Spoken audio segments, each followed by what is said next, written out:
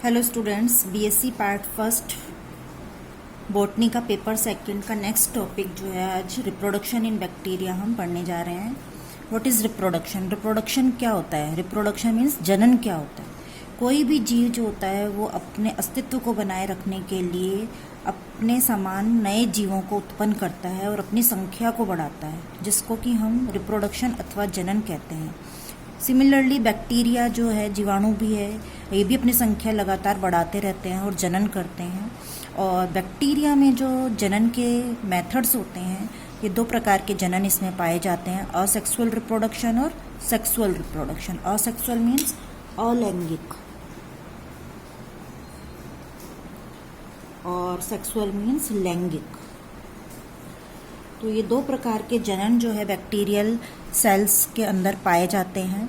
अलग अलग प्रकार के बैक्टीरिया में अलग अलग प्रकार के अलैंगिक और लैंगिक जनन देखने को मिलते हैं। तो सामान्यतया अलैंगिक जनन या असेक्सुअल रिप्रोडक्शन जो होता है ये 5 प्रकार का होता है। पहला प्रकार है इसमें बाइनरी फिशन, दूसरा बडिंग के द्वारा, तीसरा कोनिडिया के द्वारा, चौथा सिस्ट के द्वारा और पांचवा है एंडोस्पोर्स के द्वारा।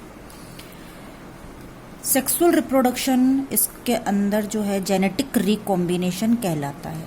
और ये जेनेटिक रिकॉम्बिनेशन 3 प्रकार से हो सकता है इसके अंदर, जिसमें कि जेनेटिक मटेरियल जो है वो रिकॉम्बाइंड होता है।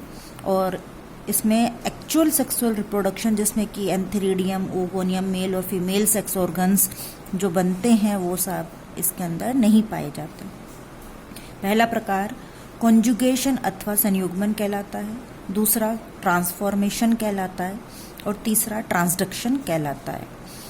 तो ये एक आउटलाइन है जो कि बैक्टीरिया में पाए जाने वाले सेक्सुअल और असेक्सुअल रिप्रोडक्शंस के प्रकारों को प्रदर्शित कर रही है।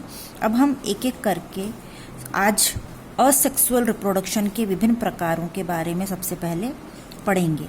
तो सबसे पहले इसके अंतर्गत हम पढ़ते हैं बाइनरी फिशन। बाइनरी फिशन जो होता है इसको द्विखंडन भी कहा जाता है। फर्स्ट जो है वो है बाइनरी या द्विखंडन के द्वारा। बाइनरी फिशन या द्विखंडन, इस प्रक्रिया के अंदर क्या होता है, कोई भी बैक्टीरियल सेल जो है, जैसे मान लीजिए ये एक बैक्टीरिया की सेल है।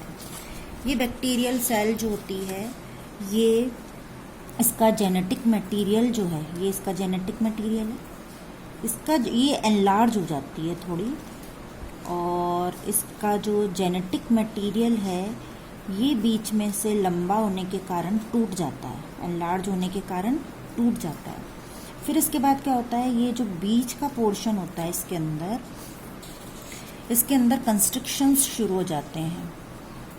ये इस तरह से अंदर की ओर बढ़ना शुरू हो जाता है। ये इसके अंदर वॉल फॉर्मेशन स्टार्ट हो जाती है इस तरह से।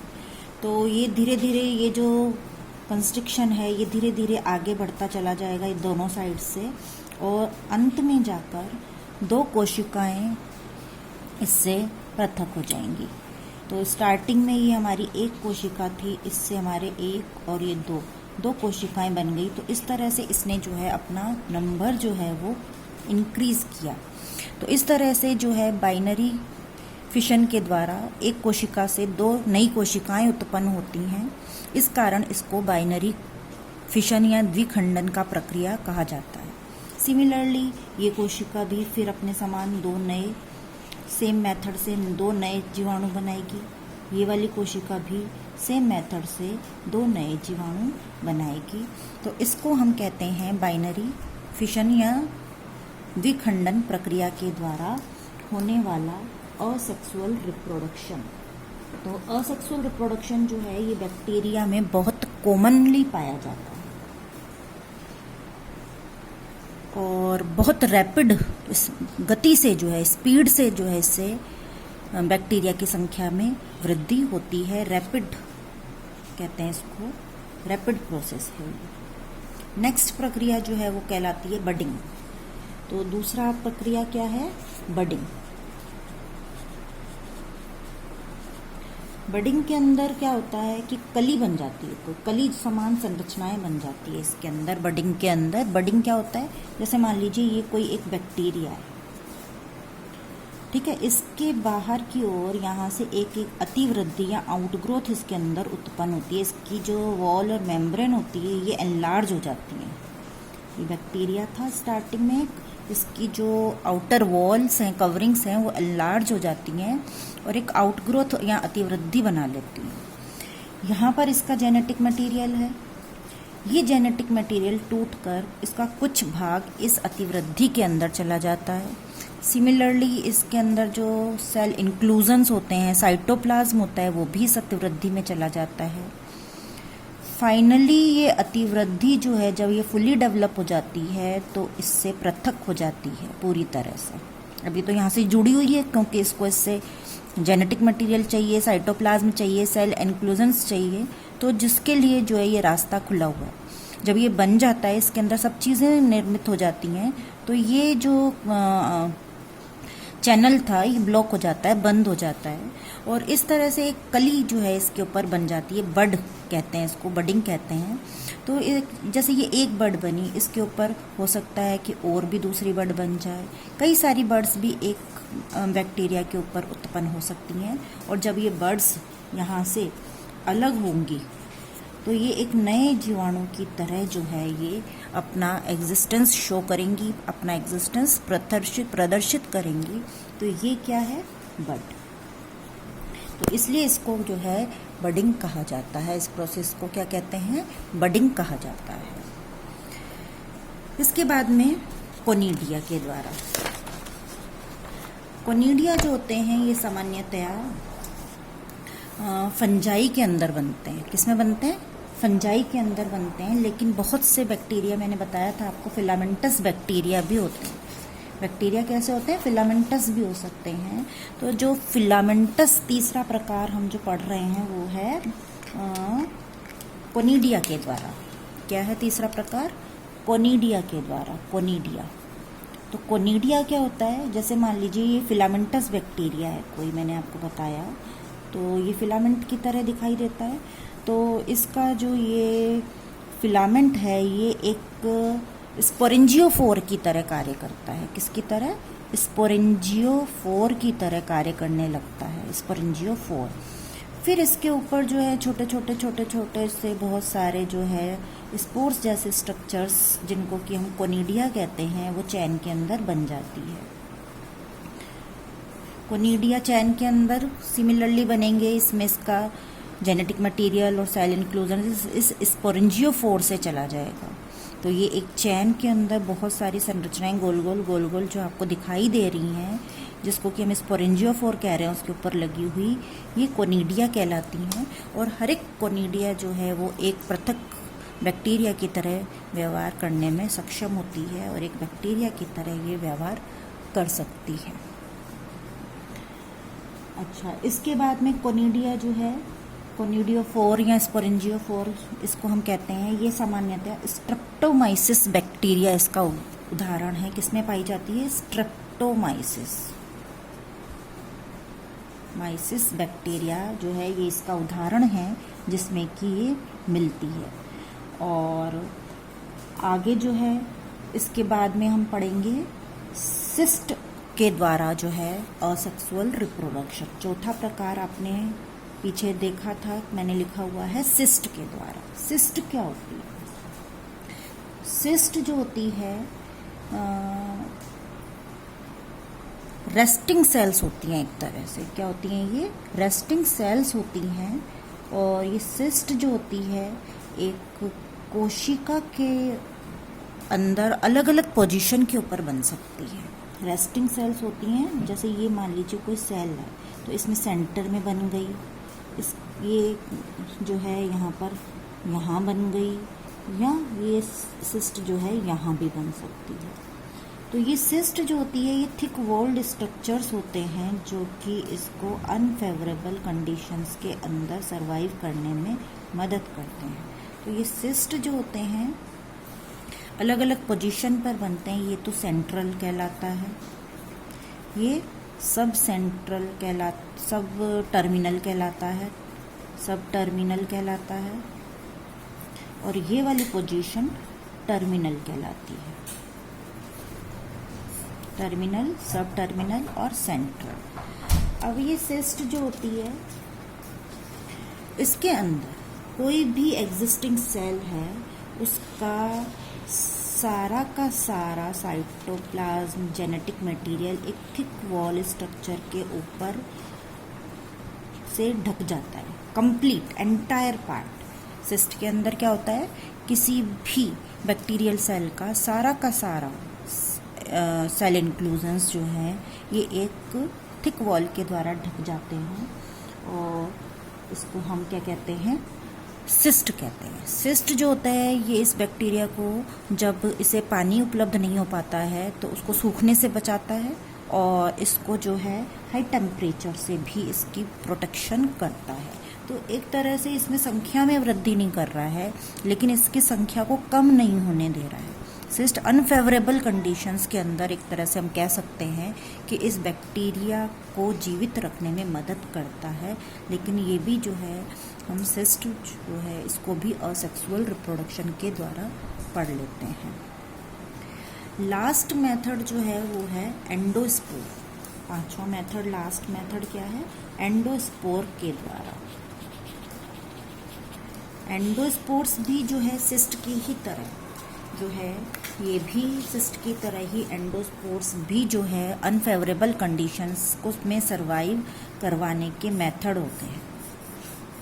अनफेवरेबल कंडीशंस के अंदर बैक्टीरिया को जीवित रखने में मदद करते हैं, लेकिन बैक्टीरिया की जो सिस्ट बन रही है और एंडोस्पोर्स बन रहे हैं उनके अंदर थोड़ा सा डिफरेंस होता है। सिस्ट जो होती है पूरा का पूरा बैक्टीरिया ही कन्वर्ट हो जाता है सिस्ट के अंदर, जबकि एंडोस्पोर के अंदर उसका कुछ भाग, only a part of the original cell जो कि यूटिलाइज होता है वो पाया जाता है।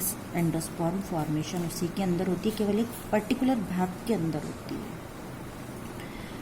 और एंडोस्पर्म का जो फॉर्मेशन होता है वो gram positive bacillus bacteria, cocci bacteria, कुछ स्पेशलाइज्ड बैक्टीरिया होते हैं जिनके अंदर ही केवल पाया जाता है। और ये बैक्टीरिया जो है ये पैथोजेनिक भी होते हैं, और अगर पैथोजेनिक होते हैं तो ये एंडोस्पोर्स कई लंबे समय तक जो है वो सरवाइव करते हैं और ये बहुत खतरनाक जो है वो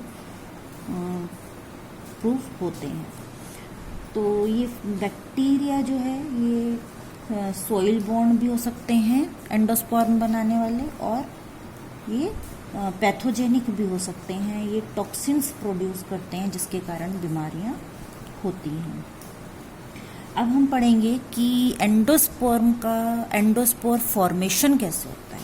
formation of endospore, formation, endospore बनते कैसे हैं। एंडोस्पोर जो होता है मैंने बताया कि ये अनफेवरेबल कंडीशंस के अंदर होता है और इसके अंदर इस जो है इसका, मान लीजिए ये एक बैक्टीरियल सेल है, ठीक है, ये इसका जेनेटिक मटेरियल है, वेजिटेटिव सेल के अंदर जेनेटिक मटेरियल है।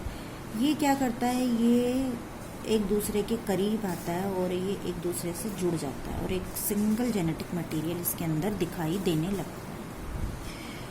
अब जहाँ पर भी न्यूक्लियस ये एंडोस्पोर बनना होता है, ये जेनेटिक मटेरियल क्या करता है, फिर फैलता है,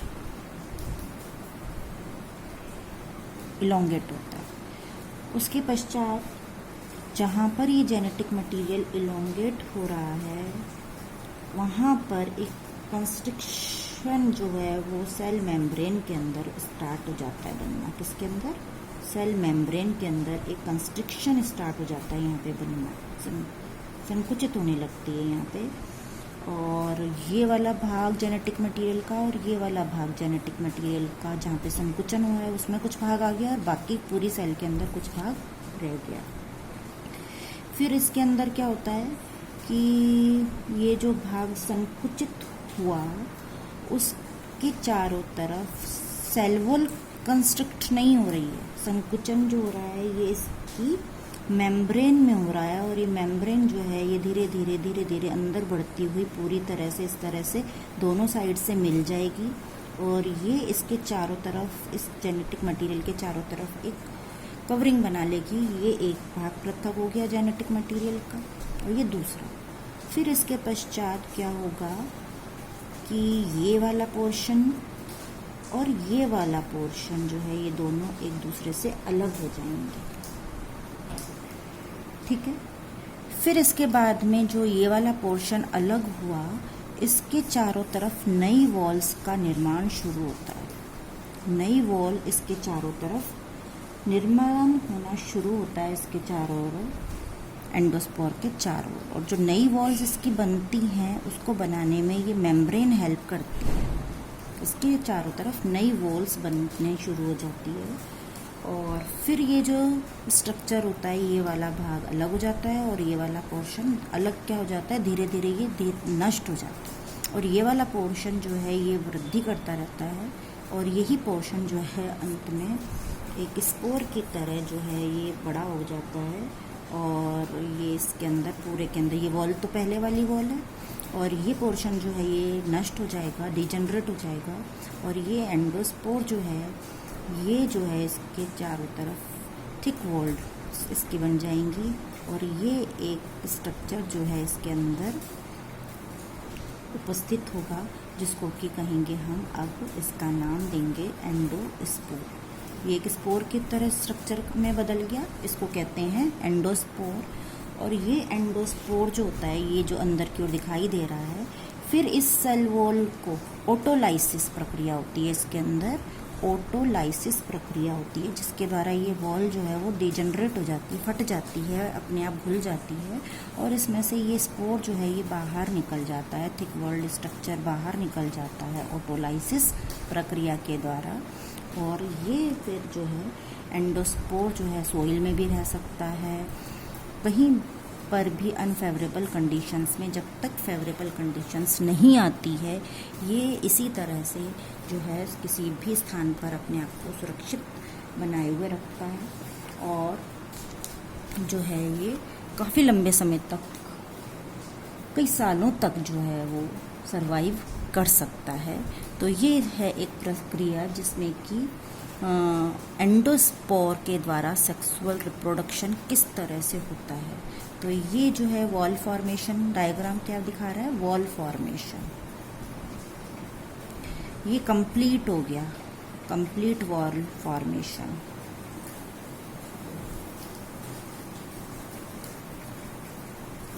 ये एंडोस्पोर बन गया, और ये एंडोस्पोर के चारों तरफ क्या बन गई, कवरिंग्स बन गई, इसके अंदर कवरिंग्स ऑफ एंडोस्पोर। तो ये इस तरह से एंडोस्पोर्म का फॉर्मेशन होता है किसी भी बैक्टीरियल सेल के अंदर। और इसके बाद में हम पढ़ेंगे स्ट्रक्चर ऑफ एंडोस्पोर। एंडोस्पोर की स्ट्रक्चर जो है ये बहुत जटिल स्ट्रक्चर होती है, जिसके कारण ये जो है अनफेवरेबल एनवायरमेंटल कंडीशंस के अंदर अपने आप को सरवाइव रखता है। तो इसका एक डायग्राम मैं बना रही हूँ। ये डायग्राम जो है, इसके साथ साथ में हम समझेंगे कि एंडोस्पोर क्या है और कितना जटिल स्ट्रक्चर है। इसके अंदर सेंटर में एक भाग होता है, इस सेंट्रल पार्ट को कोर पार्ट कहते हैं। क्या कहते हैं इसको, एक सेंट्रल भाग जो है ये इसका कोर पार्ट कहलाता है। कोर पार्ट क्यों कहलाता है वो भी मैं डायग्राम कंप्लीट करके आपको बताती हूँ।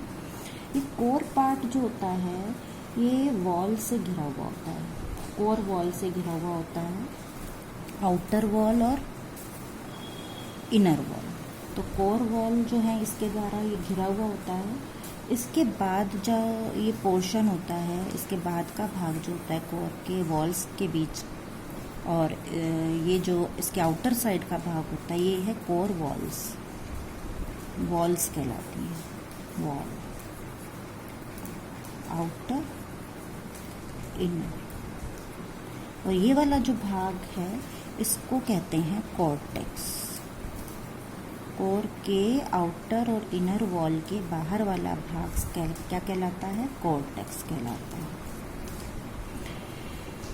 फिर ये कॉर्टेक्स जो है, इस कॉर्टेक्स के ये जो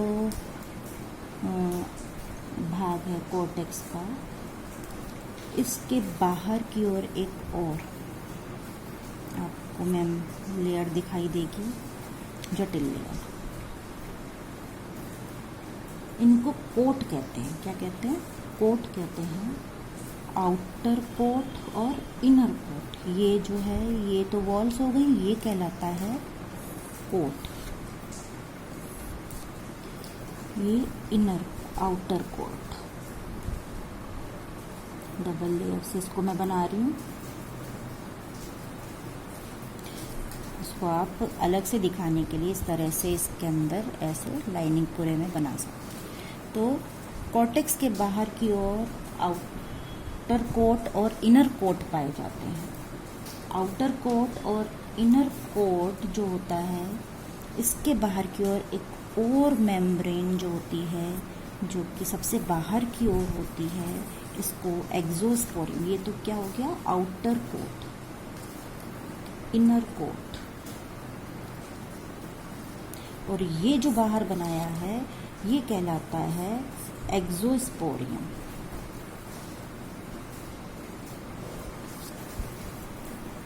तो ये एक बैक्टीरिया के एंडोस्पोर जो बना था पीछे, उसका डिटेल्ड स्ट्रक्चरल डायग्राम है, जिसके अंदर जो है आपको इसके अंदर डिफरेंट भाग जो है वो दिखाई दे रहे हैं। अब हम पढ़ेंगे कि कोर जो होता है, सेंटर में हमने लिखा है कोर है। कोर के अंदर क्या क्या चीज़ें होती हैं? ये कोर जो होता है ये DNA plus tRNA plus ribosomes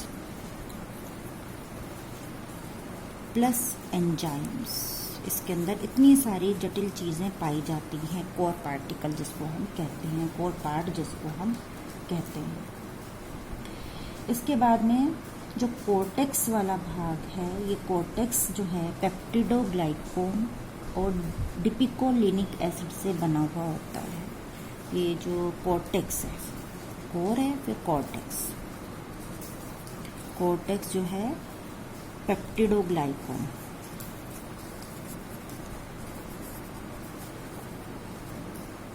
plus डिपिकोलिनिक acid, डिपिकोलिनिक acid से बना हुआ भाग है। और इसके जो कोट होते हैं, आउटर और इनर कोट, ये आउटर और इनर कोट ये किससे बनते हैं? ये प्रोटीन से बनते हैं। ये किससे बनते हैं? ये प्रोटीन से बने हुए होते हैं। और बात रही एक्सोस्पोरियम, एक्सोस्पोरियम जो है ये बना हुआ होता है पॉलीसैकेराइड,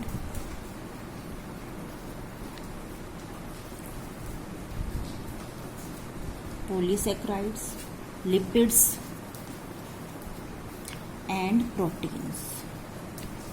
तो ये क्या है? एक्सोस्पोरियम के कॉन्स्टिट्यूएंट्स हैं पॉलीसैकेराइड्स, लिपिड्स और प्रोटीन्स से ये बना हुआ। ये है एक आपका डायग्राम जो कि ये बता रहा है कि ये जो है, जो एंडोस्पर्म होता है वो ये कितनी जटिल स्ट्रक्चर होता है और कितना जो है ये महत्वपूर्ण पार्ट होता है। अब ये मैंने बताया कि ये बहुत ज़्यादा प्रतिरोधी होता है। ये 100 डिग्री टेम्परेचर तक भी जो है वो 20 घंटे से भी अधिक समय तक रह सकता है और बहुत कम टेम्परेचर पर भी रह सकता है। एनवायरमेंटल विपरीत परिस्थितियों के अंदर भी ये लंबे समय तक रह सकता है। क्यों रह सकता है? कि इसमें आप देख रहे हैं कितनी सारी परतों से ये ढका हुआ है। वॉल लेयर्स हैं, कोट लेयर्स हैं, एक्सोस्पोरियम है। हर एक लेयर जो है इसका अपना महत्व होता है और ये इसको सुरक्षित करती है। इसमें मेटाबॉलिज्म नहीं होता है। ये एंडोस्पोर जो है अनफेवरेबल कंडीशन में रहता है, तब इसके अंदर मेटाबॉलिज्म नहीं होता है। एंजाइम्स मैंने बताया इसके अंदर होते हैं। इसके अंदर पिकोनिलिक एसिड बताया मैंने कि होता है। इसके अंदर जो होता है पिकोनिलिक एसिड की वजह से ये बहुत ज़्यादा फिक्स पाया जाता है। इसकी जो स्पोर कोट होती है ये इम्परमिएबल होती है। जल की अल्प मात्रा पाई जाती है। जल किसी चीज़ में होता है तो वो ख़राब होने के चांसेस ज़्यादा होते हैं। इसके अलावा इसमें बहुत ज़्यादा मात्रा में कैल्शियम भी पाया जाता है। कैल्शियम भी जो है एंडोस्पोर का मेन घटक है जो कि इसके अंदर पाया जाता है। तो ये है एंडोस्पोर की खास बातें, कैसे ये बना, कैसे इसका स्ट्रक्चर जो है वो इतना ज़्यादा सुरक्षित रहता है, किस किस से ढका हुआ होता है। और इसके बाद जो है नेक्स्ट जो है अपन पढ़ेंगे कि ये लास्ट चीज़ जो हम पढ़ेंगे वो है कि किस तरह से ये जर्मिनेट होता है। जैसे ही अनुकूल परिस्थितियाँ आएंगी तो स्पोर कोट जो होता है, इम्बाइबिशन, स्पोर कोट क्या करता है, एक्सोस्पोरियम तो जो होता है वो डिजनरेट हो जाता है, इसका सॉफ्ट हो जाता है और ख़त्म हो जाता है। और इम्बाइबिशन, जर्मिनेशन कैसे होता है, इम्बाइबेशन प्रोसेस के द्वारा, इम्बाइबेशन अंतःशोषण, अंतःशोषण,